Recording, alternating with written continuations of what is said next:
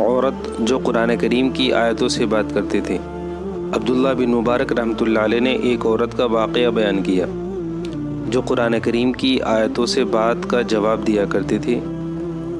واقعہ یہ ہے، عبداللہ مبارک کہتے ہیں کہ میں ایک جگہ سویا ہوا تھا، میں نے دیکھا کوئی سواری پر سوار میرے پاس آیا، میں نے پوچھا تو کون ہے؟ ادھر سے جواب ملا سلام قولا من رب الرحیم۔ عورت کی آواز تھی۔ جب ان الفاظ میں سلام کیا میں نے پوچھا کہ اماں کدھر سے آ رہی ہو؟ سمجھ گیا کہ عورت ہے، پوچھا کدھر سے آ رہی ہو؟ تو ادھر سے جواب ملا وَأَتِمُّ الْحَجَّ وَالْعُمْرَةَ لِلَّهِ۔ میں پہچان گیا کہ عمرہ کر کے آ رہی ہیں۔ میں نے پوچھا یہاں کیسے ہو؟ کہنے لگی مَن يُضْلِلِ اللَّهُ فَلَا هَادِيَ لَهُ۔ میں سمجھ گیا کہ یہ راستہ گم کر گئی ہے۔ میں نے پوچھا اماں جان کہاں جانا چاہتی ہو؟ کہنے لگی ادخلوا المصر انشاء اللہ آمنین۔ میں سمجھ گیا یہ شہر جانا چاہتی ہیں، چنانچہ میں نے ان کی سواری کی مہار پکڑ لی اور چلنا شروع کر دیا۔ درمیان میں نے پوچھنا چاہا تمہاری زندگی کیسی ہے، شوہر ہے یا نہیں؟ میں نے یہ بات پوچھی تو انہوں نے آگے یہ آیت پڑھی لا تفقوا ما ليس لك به علم ان السمع والبصر والفؤاد كل اولئك كان عنه مسؤولا۔ جب انہوں نے یہ آیت پڑھی میں سمجھ گیا کہ اس بارے میں مجھ سے کوئی بات کرنا نہیں چاہتی۔ میں نے کچھ عربی کے اشعار شروع کر دیے۔ فرماتے ہیں کہ اس نے آگے سے قرآن پڑھا فقرؤوا ما تيسر من القرآن، اگر تم نے کچھ پڑھنا ہی ہے تو قرآن کریم سے پڑھو۔ کہنے لگے میں قرآن کریم پڑھتا رہا، جب شہر آ گیا میں نے پوچھا یہاں کون ہے؟ کہنے لگی المال والبنون زینت الحیات الدنیا۔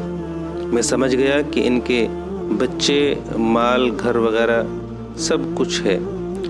پوچھا ان کا نام کیا ہے بچوں کا؟ تو فرمانے لگی ابراہیم و اسماعیل و اسحاق۔ میں سمجھ گیا یہ ان کے 3 بچے ہیں اور یہ ان کے نام ہیں۔ جب دروازے پر جا کر آواز لگائی تو 3 خوبصورت نوجوان جن کے چہرے پر اتنا نور تھا، اتنی جاذبیت تھی کہ بندے کی نگاہ ہٹتی نہیں تھی، ہیرو اور موتی کی طرح چمکتے چہرے والے وہ نوجوان آئے۔ ان کے چہروں پر تقوی کے آثار تھے، نیکی کے آثار تھے۔ فرماتے ہیں میں تو ان کے حسن و جمال کو دیکھتا ہی رہ گیا۔ وہ آئے، اپنی والدہ سے ملے اور خوش ہوئے۔ امی ہم تو پریشان تھے، آپ کہاں رہ گئی؟ اب ان کی ماں نے کہا وَيُطْعِمُونَ الطَّعَامَ۔ جب انہوں نے یہ الفاظ قرآن کریم کی آیت پڑھی تو بچوں نے فوراً دسترخوان بچھا دیا کھانے کے لیے، جو کچھ ان کے پاس تھا نکال کر رکھ دیا اور کہا کہ آپ کھا لیجیے، یعنی مجھ سے کہا۔